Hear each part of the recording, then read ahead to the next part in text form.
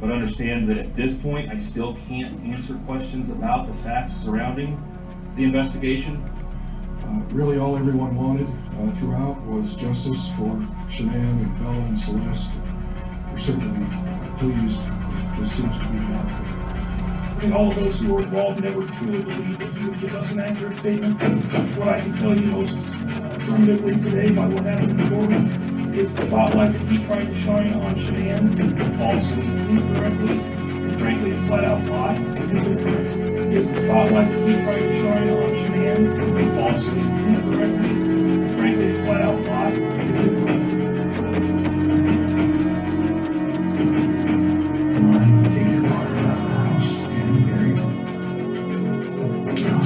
I didn't know what else to do. And he's so disgusting. I'm so ashamed of him. Why? Oh, why? How? I don't even understand how you could bring yourself to do that. Somebody who's like that.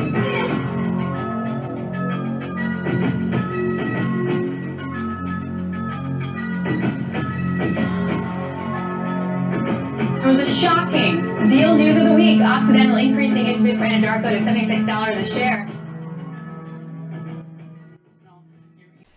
Hello and welcome to True Crime Rocket Science. Today's episode deals with 3 huge breakthroughs in the 6th hour of the 7-hour interrogation. By 6th hour we mean between hour 5 and hour 6. We're going to play devil's advocate. What happens when we do that? What do we see when we look at the interrogation from the perspective of a defense case? Had this ultra high profile case ever gone to trial, we would have seen a moment, a precise moment, where Watts still had the upper hand against law enforcement. If he had called a timeout then, he would have kept the upper hand, but he didn't. Instead, he voluntarily gave that advantage away. He threw in the towel on his own story, on his own elaborate effort to get away with murder. Now, as we go through this episode and as we go through the audio, we'll see that there wasn't really one moment where he could have called a timeout. There were many. There were many moments where us looking in can see that they're at an impasse, and Watts had ample opportunity to pull out of the situation he was in. That's not really what we want to look at as much as the last moment, the sort of the key swing of the pendulum where it swung from where the fates and the gods were in his corner, and where one moment and where the next moment everything changed forever. So that's really what you want to look at. Now, although we'll be looking at this mostly out of context, we need to review a skeletal framework as a bare minimum for how things got to where they did. Now, I think for some people, the framework that we are going to look at isn't going to feel like a bare minimum, and it's not going to feel out of context. But it is important to bear in mind that, when we go to hour 5 and we are looking at specific sections, there were 5 hours that preceded that, and then there were 4 hours that preceded that, the previous night. So it is out of context, but we need to have at least the True Crime Rocket Science standard of a minimum context. So I'm trying to be as clear as possible with a minimum of information how these 3 breakthroughs came about. Now, one way to do it is to do a 5-minute video and just play the breakthroughs back to back, and you're at liberty to play this video back and just put the cursor to each of those breakthroughs. You're free to do that, but what we really want to do is understand how the interrogators got Watts where he really wanted to go. He didn't know he wanted to go there, but how they kind of not sure if I can swear on YouTube, but how they mind controlled him to some extent. Okay. So we'll start by simply acknowledging, this is in terms of context, that by Wednesday afternoon, following the polygraph, law enforcement kind of had the goods on the Watts affair. They knew he had a girlfriend. They knew she was a co-worker of his at Anadarko. They knew it was a recent affair. They knew the pair had been intimate regularly, and they knew that he'd been lying to her as well. It probably goes without saying that they knew her name. Her name hadn't been mentioned in the first hours on Tuesday night, and until this fifth hour, and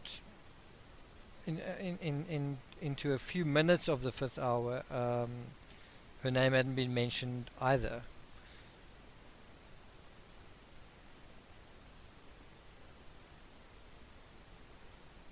I think it needs to be emphasized that Nicole Kissinger deserves credit for this, for these breakthroughs, because until the agents stepped back into the room at 4 p.m., they didn't really know about Kissinger. They didn't know who she was, what was going on. They may have suspected that he was having an affair, but they didn't know for sure. And the interview with the two other agents took place that same day and ended at around about between 2 and 3 o'clock in the afternoon. So it took some time to file a report, to communicate what they knew, and then for that information to then be conveyed to Lee and Coda. Bear in mind, Lee was in a polygraph for some hours, so she wouldn't have been aware, while she was with Watts, she wouldn't have been aware of what had been going on, what law enforcement had discovered through the course of that day when Nicole Kissinger spoke to them. Coda would have known though. While Lee was doing the polygraph, Coda was free to get information, possibly look at cell phone records, just collate the information. But the most exciting and crucial information for them, was Nicole Kissinger. So once the polygraph was done and Watts stayed in that cubicle, Agent Lee then stepped out, and that's when the odds started swinging to a large extent in favor of law enforcement. But it has to be said, even with that being the case, Watts could have called a timeout at any time when he wanted to, and a certain amount of odds would still have favored him, even though all law enforcement knew was that he was having an affair and that it didn't look very good. They didn't have any specific evidence on him besides the fact that he was having an affair, so they knew he was lying. So Nicole Kissinger deserves credit for the fact that these breakthroughs happened based on her telling them that about the affair, and as soon as she did. Nicole Kissinger sat down for her first interview with two FBI agents at around midday on Wednesday, August 15th. It was as a result of this interview, as I've said, that the feds were able to pass the intel on to Coda and Lee, and they had the confidence to exert some real pressure on Watts based on this information. They'd been buttering him up for hours, letting him waste time and have his say. They were gradually nudging him here and there, but they really had no idea how much Watts was hiding. But Kissinger's statement provided them with at least a little certainty in this regard. They could sort of confront Watts with things that he wasn't being truthful about in a way that made them seem to know more than what they did actually know, certainly at that point. Now let's deal with the first breakthrough in more detail. The first breakthrough happens at around the 7-minute mark in the 6th hour of the interrogation. We're going to spend some time dealing with the first 10 minutes leading up to the breakthrough and then the 3 minutes following it. Now, in order to get to the finish line, in order to get Watts to willingly volunteer information about the actual crime, the interrogators know they need to take kind of a step-by-step approach. They need to win his trust. They need to get him to feel, because of this trust, they need to get him to feel that he wants to, I guess, in layman's terms, be nice to them. So in other words, they're nice to him, can he be nice to them? They're reasonable to him, can he be reasonable to them? And although this sounds like kindergarten, it turned out to be very effective in Watts's case. By appearing to be nice to him, Watts felt, well, he has to do his part. And in a police situation and a situation with the suspect, that's not necessary. There's no love lost, and there are no friends made in a situation like that. The cops are just doing their job, and if Watts is guilty, then they will find any way they can to nail him down. So this is not about, the only aspect where it's about currying favor is where one is pretending to be a certain way so not to get into trouble. And I think that can be confused in the mind of the criminal, especially someone lacking social savvy, that these people are being nice to him and listening to him in the way that maybe others in his life haven't. Okay, so the whole idea is that what they want to do is they want Watts to willingly volunteer information on not that important information, in other words, the affair, and by getting that to happen, they will have won his trust. So the fact that he can, it's not completely voluntarily, but the fact that he can volunteer and admit to what he's saying. If he can do that, then if they can get him to do that, then they can get him to take the next steps as well. So it's important that they don't just say to him, "We know you had an affair." And just think about this in the context of a lot of the people commentating on this case, a lot of the people you see in social media. Imagine if it was you, or imagine if it was someone that you know, some of the ordinary people that have been following this case. Now imagine, instead of Coda and Lee going in, one of those people were going in with this information that Watts is having an affair. Most people would jump at sort of immediately accusing him the second they walked in. "We know you've been having an affair, we know you've been lying to us." And although that's true, what would the result be? Well, probably Watts would say, "Okay, well, I've tried to lie, I'm now done talking." So it is a very slippery area that when the two agents stepped into the room, they had to be careful not to be too on the chin. They had to sort of keep playing a game. So it was this very touchy-feely slope where, by confronting him with certain information, they had to make sure he didn't recoil or withdraw, or even worse, lawyer up. They had to keep him talking and keep things in a kind of a civil way where they were kind of having a conversation. In other words, they had to play nice, but also get him to admit to the affair, and so on and so on. So that they know where the line was drawn between playing nice and getting information, and playing too nice and not getting any, and also playing not nice and then losing the suspect, having the suspect just shut down the whole thing.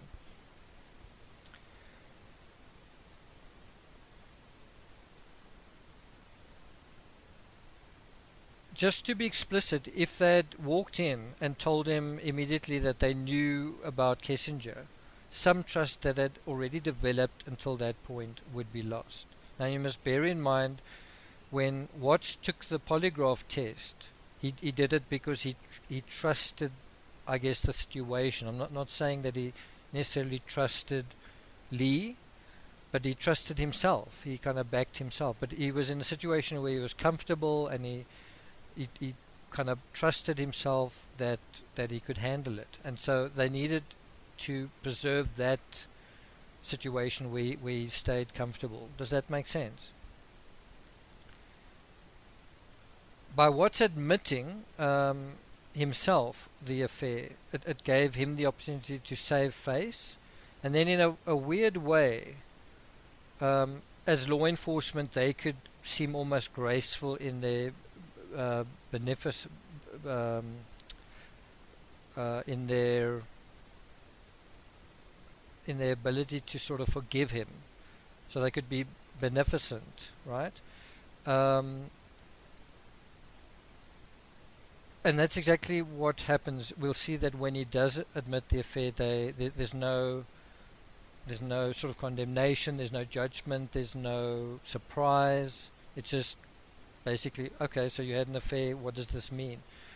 There's a moment when after Watts has admitted the affair, that he turns to Lee and he kind of acknowledges an awkwardness that as much as he was in love with Kissinger, he realizes that it was wrong. He realizes that he wasn't treating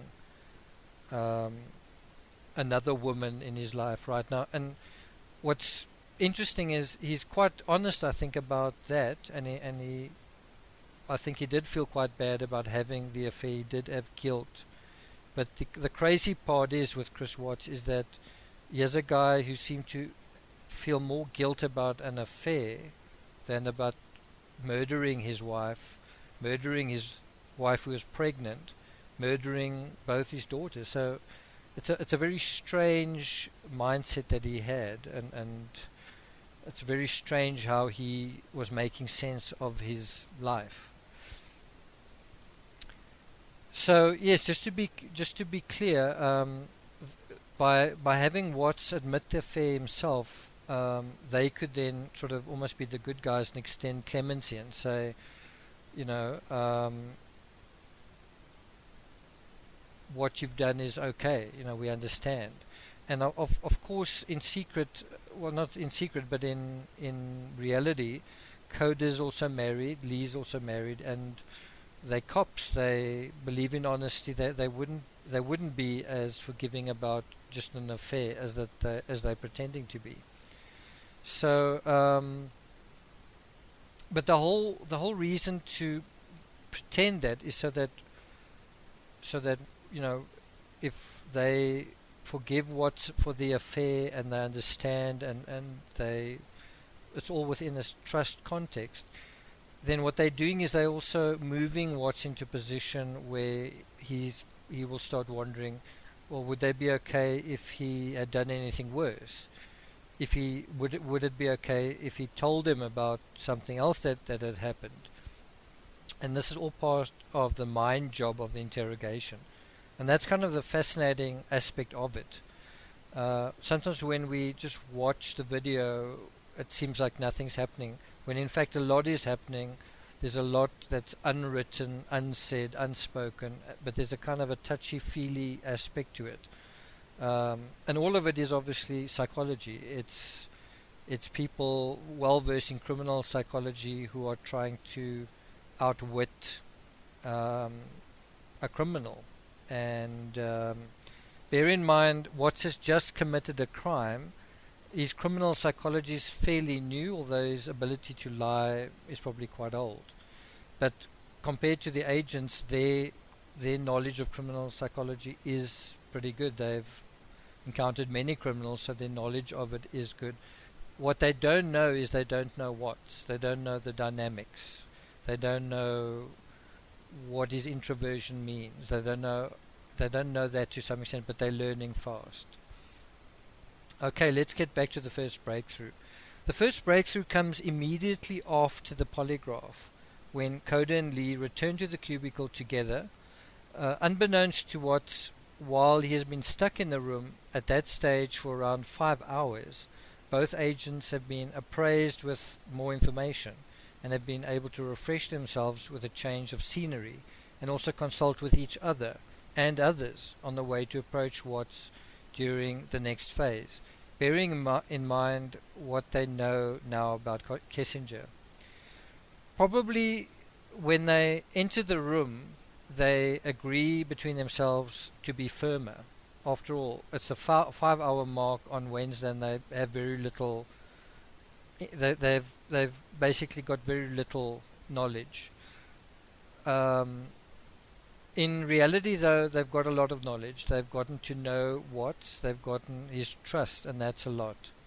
So it's not as though, even though in terms of the crime they have no knowledge, in terms of their processing of the psychology of the suspect and wearing him down, they've actually made a lot of progress. So he's actually ready to be taken down, and they just need to start right, and they do start right. They just need to carry it through, and they do carry it through. So when they enter, they agree amongst themselves to be firmer, but not too firm. They decide to step it up a gear while being prepared to back off if Watts gets too riled up. And because there are two of them, the one can sort of observe what the other one's saying and the effect that's being had, and then decide how to come in, what sort of angle is appropriate. And again from both sides. So both of them can fine-tune their interrogation to make it as effective as they possibly can. So what we're going to do is we're going to go through just the first 105 seconds or so of the audio when the agents step into the room. So this is at around about 4 o'clock sharp, and you'll notice that when the agents step in, Agent Lee is quite sort of relaxed. She sort of steps into the room and she says something like, "Oh my gosh, so that is where I left and it's part of the polygraph equipment." Just in the manner that she's speaking, she's kind of, bear in mind, Watts has just given a polygraph test. He's been alone in the room for quite a few minutes, and he's probably feeling nervous, tired, anxious, worried. And so the moment that the moment Coda and Lee step into the room and Lee says, "Oh my gosh," and it's a kind of a light-hearted comment, I think it gives Watts almost a false sense of security, where he thinks, "Oh, so maybe the machine hasn't caught me out." In other words, based on her demeanor, she's sort of light-hearted and things aren't serious from the way she's talking. He's assuming that things are okay and that he's okay, and they're not. So that first moment is an interesting ploy, and it's followed by Agent Lee sort of winding the cord around her hand, and she's standing, whereas Coda's already sat down. The door sort of slams shut behind Watts, and she sort of, just by the way, says to Watts, "We need Graham in the room to talk about your results. Is that okay?" And although that seems almost an invisible comment, almost a comment that's totally, one wouldn't even need to pay attention to it. Legally, it's important that he agrees to have this other person, this other law enforcement individual in the room, questioning him, evaluating him, doing all of that. If he had not, if Agent Lee had not said that, then there could be a case that the part of that interrogation would be unlawful if he hadn't given his permission to be questioned by Coda. I hope that's clear. It's just clever the way that Lee enters the room and sort of is quite casual about it, and the whole idea is to put Chris Watts at ease, and for all intents and purposes they succeeded. As will be made quite clear when we listen to the first 105 seconds, Lee will say, kind of form his mindset right in the beginning. Tell him that I think you ready to tell the truth now. I feel that you're ready. She also says we're not playing games, but of course they are. He's playing games with them and they're playing games with him.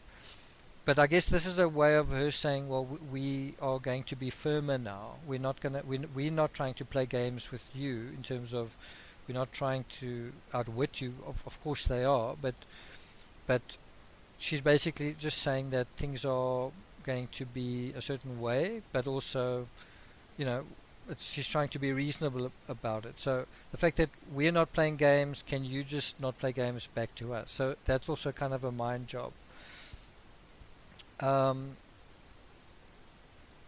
When Agent Lee tells Watts, I feel like you're ready, that's when he will be feeling that himself. So when she says those words, he then responds by going, do I feel ready? And obviously he doesn't.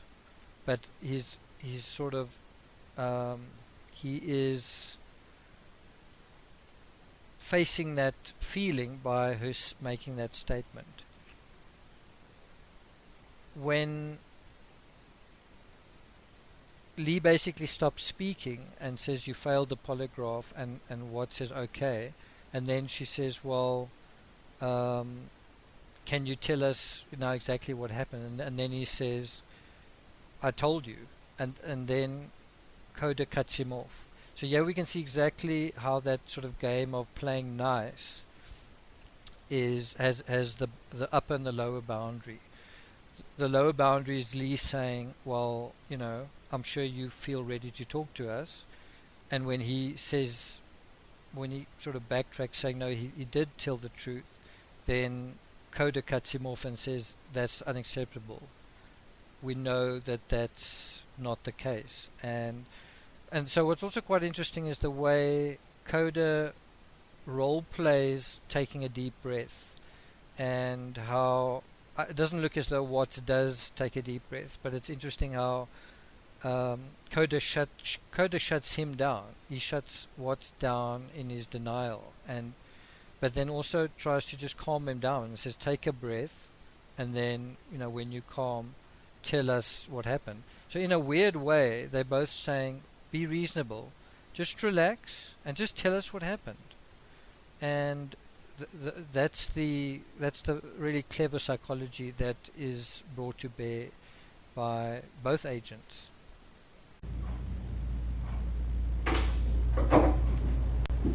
Oh my gosh, I did forget part of it, didn't I?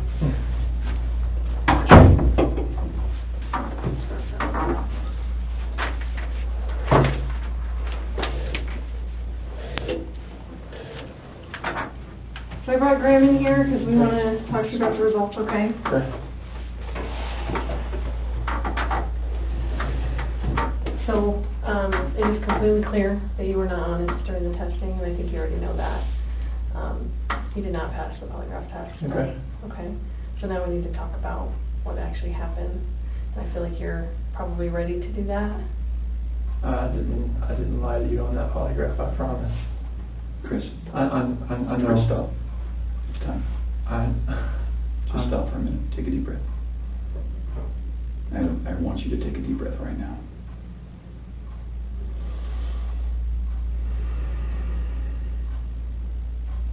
There's a reason you feel sick to your stomach.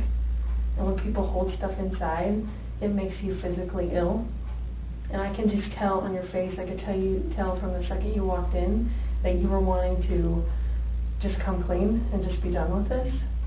And I appreciate that because you knew sitting down in that chair that you weren't going to pass today, and you knew I was going to find out because I told you that, and then you continued to stay knowing that you could at the end say, you know what, I just need to get this off my chest. Like, I just need to tell you what happened. We're not here to play games. We're not here to do any of that with you. We just want to know what happened. It takes another 5 minutes after this point of softening what's up to get him to admit to the affair. Let's take a look at some of the dialogue in that conversation before listening to it directly. Lee: but you know they're not coming back home. Watts: I know in the back of my head, I hope they come back home. Lee: but you know they're not. Watts: I hope they come back home. Lee: Watts: I don't know that they're not coming back home. Coda: Chris, Tammy and I are confused, and this is what we're confused about. We've told you that we've done some work overnight. We've got a lot of leads, okay? We know a lot more than you think we do. And here's where we're confused. You're this great guy. I'm not just telling you that, okay? I'm telling you that because everyone tells us that. We can't find anyone to say anything bad about you. Chris is a great guy. He's a good father. He's a good man. Lee: Coda: we're confused as to why you're not taking care of your beautiful children. What? How am I not taking care of them right now?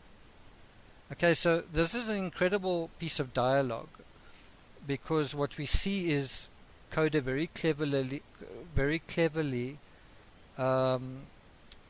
guilting Watts in a particular direction.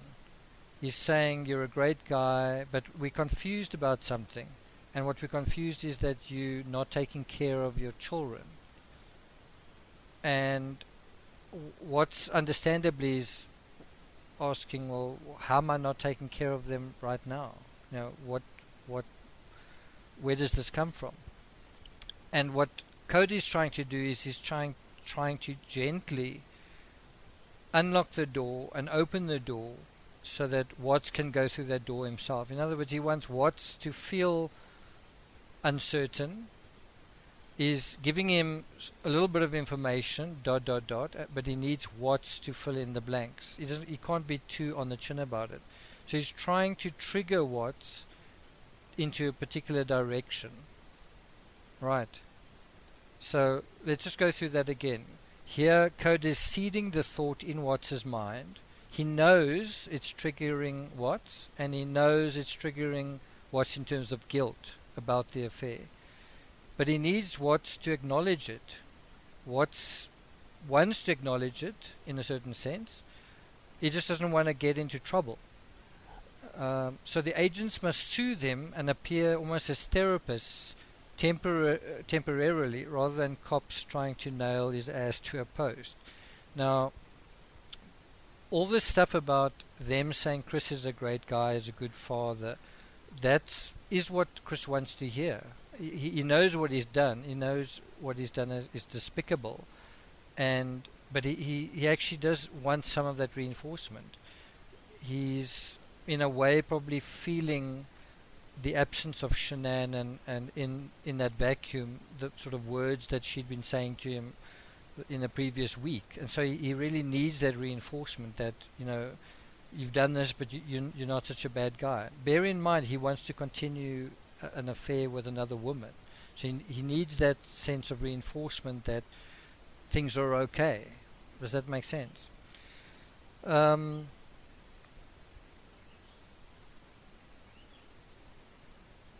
It's also interesting that Watts says, he sort of slips up a little where he says, I know in the back of my mind, and this is where Lee says to him, but you know they're not coming back home, and he answers, I know in the back of my head. In other words, he's saying, yes, I know in the back of my head that they aren't coming home.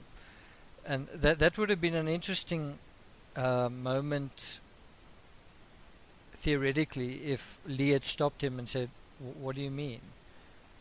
He may have just explained his way out of it and said, sorry, I just misspoke. But Imagine if she had stopped and said, what do you mean you know in the back of your mind that they're not coming home?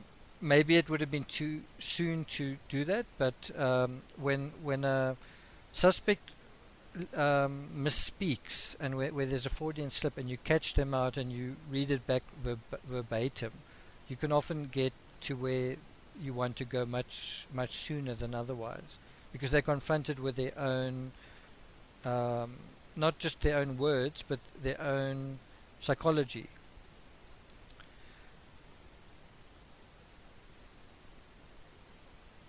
Even though the agents are trying to appear as therapists and telling him he's a great guy, they obviously know that he's not. And what I mean is, they've heard from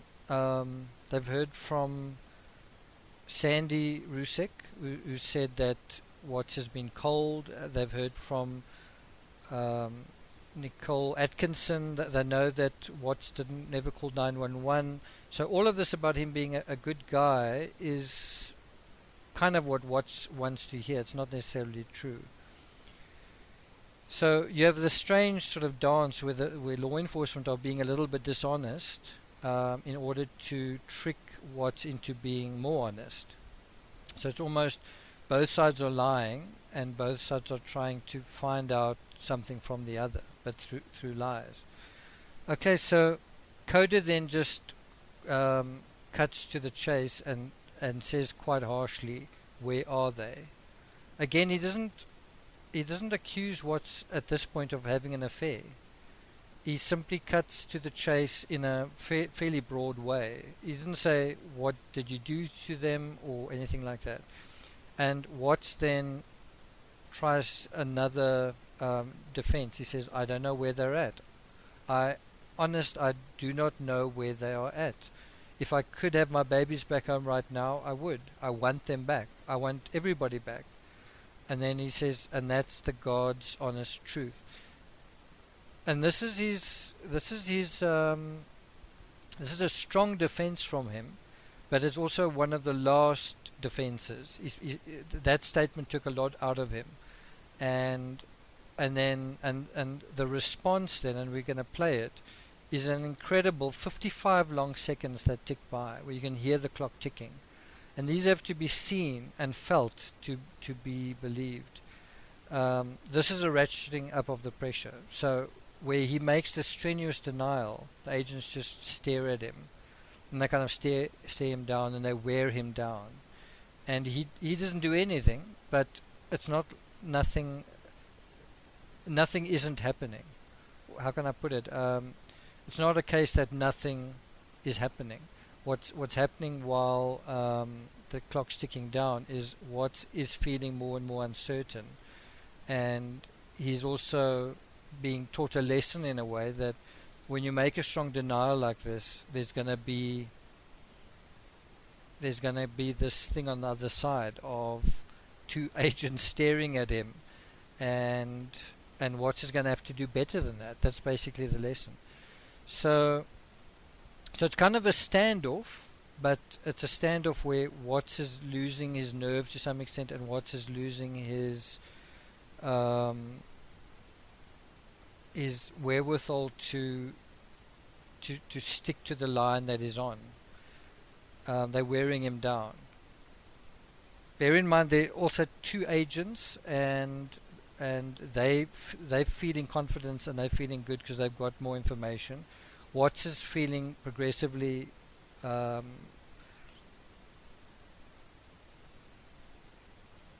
weaker, tireder, and more uncertain, and so there is that tidal shift that's going on subtly away from Watts and in the direction of the agents. In terms of those 55 seconds where nothing is spoken, this moment speaks volumes for the interrogation. This isn't a breakthrough moment, but it's a huge stepping stone in the direction of the breakthrough.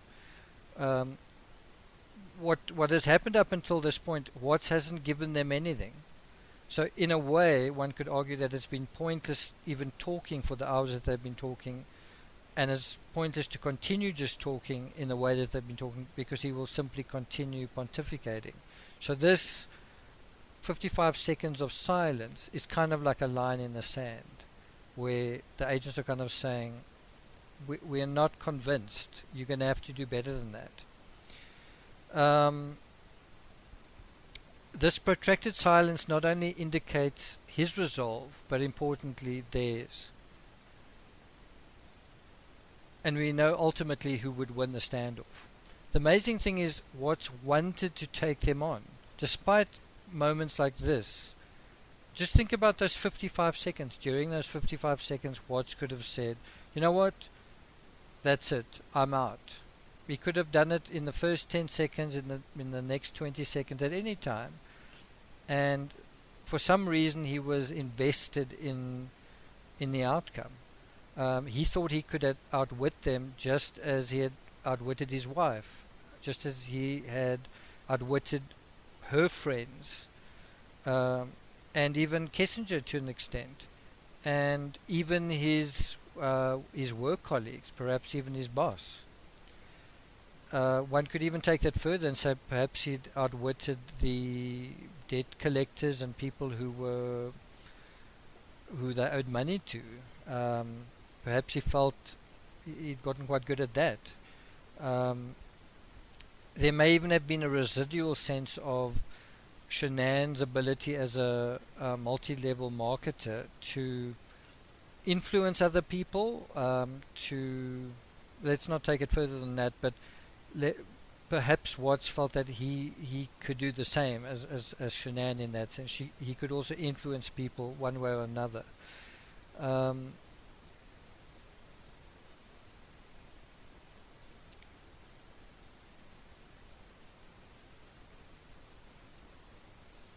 So, yeah, it is amazing that Watts seemed to think that he could outsmart these people, but he was probably more used to the Lavelle crowd, used to outsmarting them and Shanann.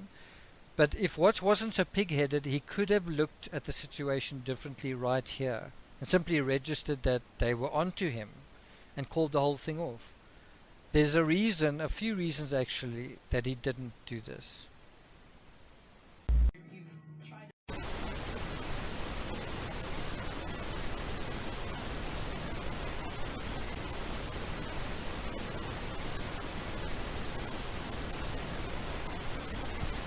Hello and welcome to True Crime Rocket Science. For most people, their first introduction to 33-year-old Chris Watts was on Tuesday, August 14th, 2018. During his 7-minute sermon on the porch. We watched as a well-groomed man, a silver fox, stood in charcoal shorts and a t-shirt and spoke casually about his missing family. Where were they? He wasn't sure. He was concerned, but he also seemed unperturbed. Maybe they were safe, maybe they weren't. The game of psychological cat and mouse was underway. Over the course of these first few minutes, we saw Watts for the first time, but most of us missed the first wave of telltale micro-expressions. It didn't really matter, because overall what we did see was loud and clear. We could all see that his effect just wasn't right. While many of us didn't know what it meant, we suspected something bad had happened, and most of us were right about that. Since then, dozens of experts have analyzed the footage recorded by media that, incidentally, Detective Baumhover made sure were there when Shanann and the children didn't turn up overnight nor early the next morning. At around 7 o'clock in the morning, the media were contacted, and by around 10 o'clock they were gathered around Watts' porch on 2825 Saratoga Trail in Frederick, Colorado. From Dr. Phil to the district attorney, from YouTubers to the millions around the world who started following this case, we all saw the same thing. We saw, before any forensic evidence was located, before any bodies were found, that Watts simply didn't appear as we expected him to appear. As strangers and even the reporters only met the Anadarko field worker for the first time that day, We knew something was off. We just didn't know how off. But someone did. The neighbor knew. And Shanann's best friend knew. The detective and police knew.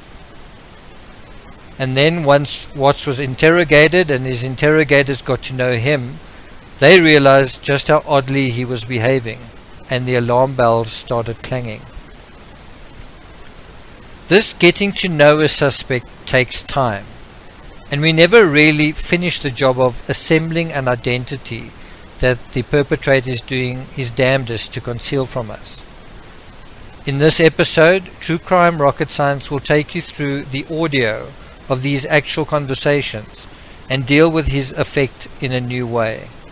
Firstly, we have to bear in mind what we don't know and what True Crime Rocket Science says about that. Secondly, we have to take our cues from those on the ground who did know him, but bearing in mind their context is limited too. Thirdly, we have to break into Watts' mind and see why he was playing his cards the way he was playing them. Finally, we want to take all of this and apply it where it hasn't been before, which is to ask whether, after a year and countless hours studying this particular case, whether we've become effective not just at lie spotting but putting together a personal profile. In other words, do we really know who Watts is 1 year later? Worth playing for? Let's begin at the beginning with the sermon on the porch. What we didn't know when we saw Watts was how he really felt about Shanann. This really lay at the crux of the conversation. How did he really feel about his wife? How did he really feel about his family? And obviously, within the context of a mistress, how he felt was going to be affected by that context, which was unknown at that time. We now know that Watts would have wanted to conceal this and also to minimize it when he did deal with it. Why? Because his enmity with his wife went directly to motive. The state of his finances went directly to motive. The pregnancy went directly to motive. The new love of his life went directly to motive. So if you were Watts, you wouldn't want to draw attention to any of these things. Meanwhile, you'd want the media and everyone watching, including and especially Nicole Kissinger, to think Watts cared about his family. But, given his schema, not that much.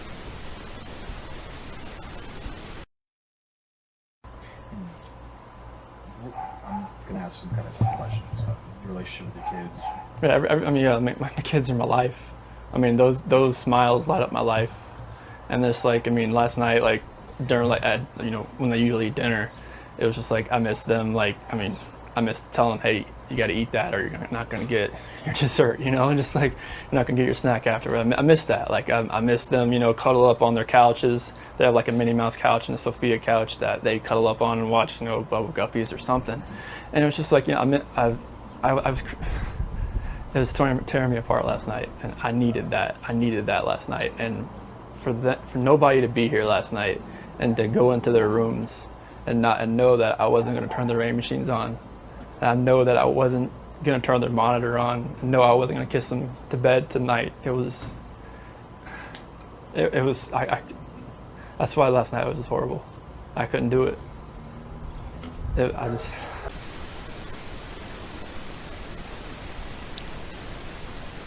He couldn't be too traumatized, you see, or that might put his mistress off. After all, she needed to believe most of all that Shanann had just had enough of everything, taken the children and left. And as it happened, initially at least, she did believe this. When we go into the discovery documents for August 16th, when Kissinger spoke to CBI agent Kevin Kobach,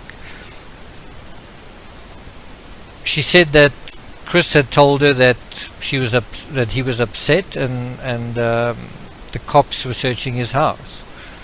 Kissinger recalled Chris saying he and Shanann had a disagreement, and he told Nicole that Shanann was going to a friend's house. Nicole remembered thinking maybe Shanann had just left. Chris then told her that Shanann's cell phone and purse were still at his house. Nicole thought, well, maybe Shanann was in a rush and left the stuff behind. But with a further thought on this particular circumstance, and knowing Shanann was always on her phone, Nicole found it strange.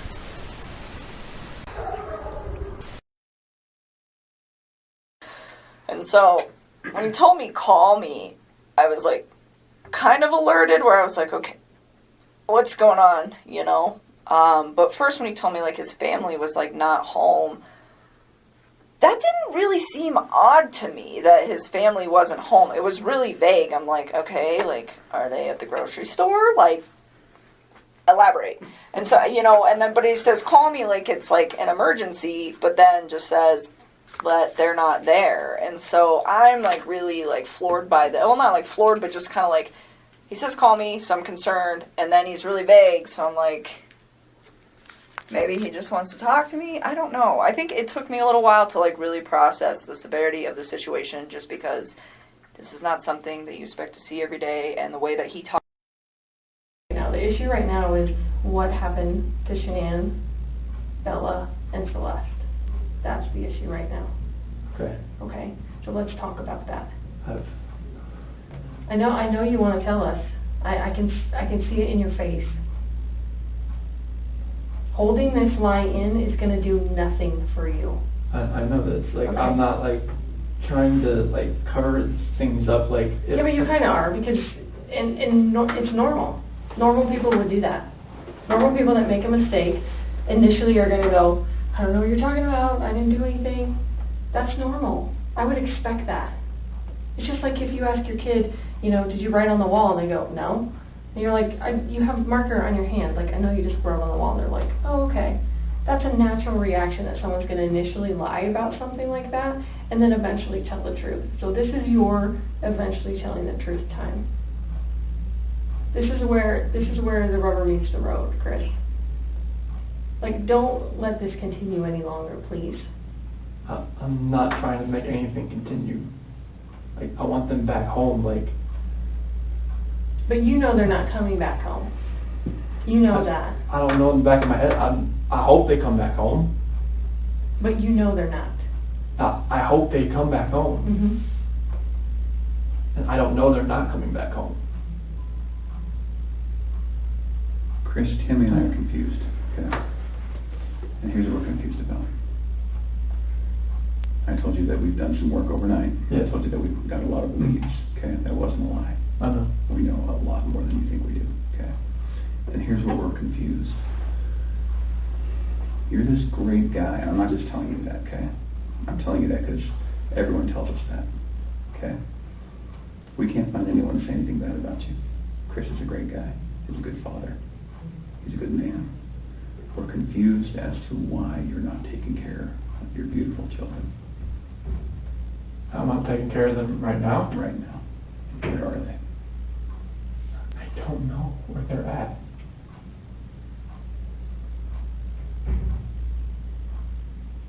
I do not know where they are at. If I could have my babies back home right now, I would. I want them back. I want everybody back. That is the God's honest truth.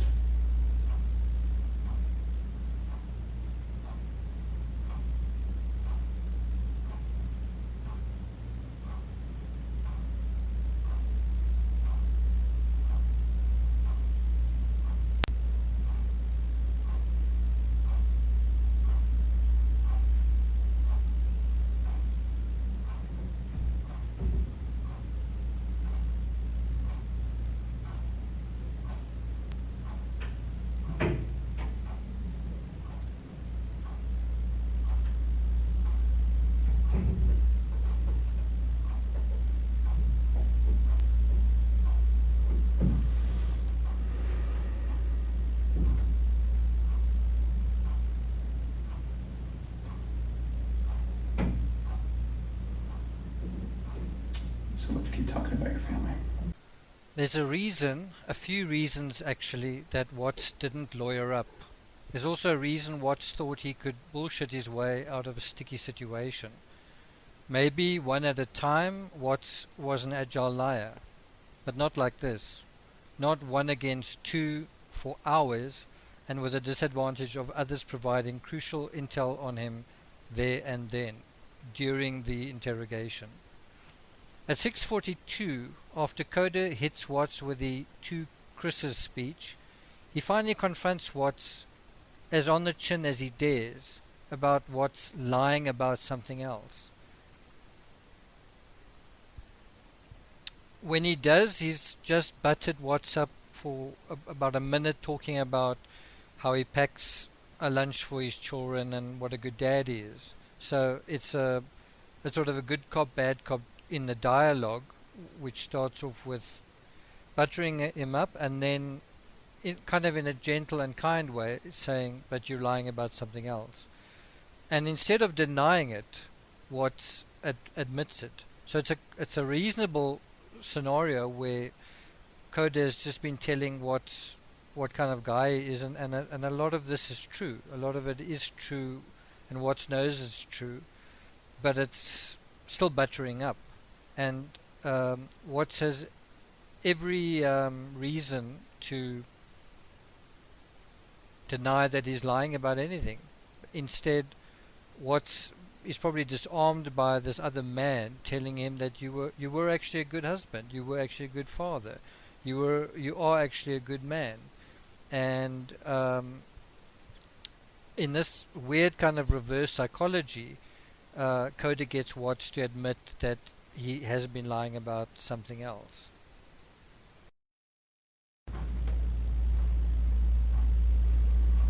We just can't figure out why there's two Chris's. Okay? We talked about that last night. Yes. We just can't figure it out. There's a Chris, okay? If somebody asked me my kid's child routine, I would say, I don't know, go ask their mom. That's the truth, right? And so it is very surprising to me, and it warms my heart that you're the type of dad who can pack a bag in the morning and you know just what to put in there, and you know just what to put in there as a backup in case they have an accident, okay? You know what the clothes to put in there, you know what they have for breakfast, you know what they have for a snack and a dinner and a nighttime snack. You can tell me the book you read to your daughters, okay?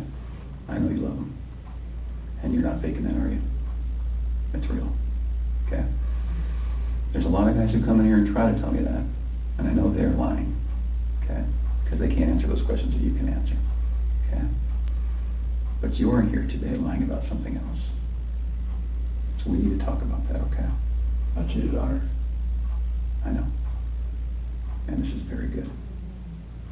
Keep I'm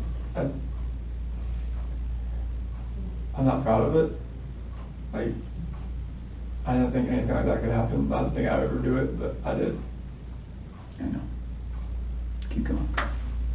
And she accused me of it. I denied it. I cheated on her, and I feel horrible for it. Like, she was pregnant, and it was, I don't want to, I didn't hurt her. I cheated on her. I hurt her emotionally. I cheated on her. And I feel absolutely horrible about this, but that's what I've been holding. When I didn't go to the Rocky game, I was with her. Okay. I went to dinner with her. Okay. Keep going. That 5 weeks I was alone, I was with her most of the time. Okay. You're doing a good job. This is the Chris that I knew would come out today. This is the Chris who tells the truth, because you're a truth teller. When I tell you I fell out of love, it's because I fell in love with her. Absolutely. Okay? I mean, that's God's honest truth. Okay. Who is her? So I don't want to get her involved in this. I don't want to ruin her life. Like, it's something like this, I don't want her involved in this. Okay. So can we talk about that a little bit? Yes. Right, so that was the first breakthrough, Chris Watts admitting to having an affair. And with that breakthrough comes quite a significant insight. Bear in mind that Watts couldn't admit to the cops he was having an affair, right? It took him 5 hours on Wednesday to eventually reach the point where he eventually admitted it. And this was with a lot of clever cajoling and psychological nudging and pushing and prodding. On the day previous, on the previous night, Watts didn't admit to an affair either. So if you add the two interrogations together, it's around about 8 or 9 hours where Watts kept this a secret under quite strong questioning. 8 hours of questioning, and he didn't give that away. Now, the part that's easy to miss, because what's happening is we kind of having a mind job on ourselves in terms of the fact that we know that Coda and Lee know that Watts is having an affair. We know that Watts knew he was having an affair. And so we kind of have quite a simple scenario in our own minds where, well, when is Watts going to admit that he's having an affair? And then he admits it, and then we think, well, there you go. So he lied. It's actually much bigger than that. What we see here is Watts's, not only how he lies and how dogmatic he is about lying, but we also see him saying that she accused me of it, those words. So in this whole spiel, we kind of have a situation where Watts admits that Shanann accused me of it, right? Is that clear? This isn't controversial, and it's not a matter of debate. If we go and check the discovery and we go and check the messages between Shanann and Watts, she does accuse him of having an affair. Not in a very strong way, but kind of in an indirect, weak way. She says, I don't know how you fell out of me in 5.5 weeks, unless there was someone else. And so Shanann, we know that she suspected him having an affair. We know that she spoke to others about him having an affair, and we also know that she confronted him about him having an affair, but not in a very strong way. But we know that Shanann did suspect that her husband was having an affair, and we know that the bill that he got also kind of triggered her on Saturday night, where she was even more convinced then that he was having an affair, and he was. That bill that was triggered was because he was out with another woman. He was having an affair. That bill was evidence of that, and when Shanann received the notification on her phone, that was the first thing she thought, and she was right. So, and we then take this psychology into Shanann arriving home at the end of this long period where they'd been away in North Carolina. She'd been to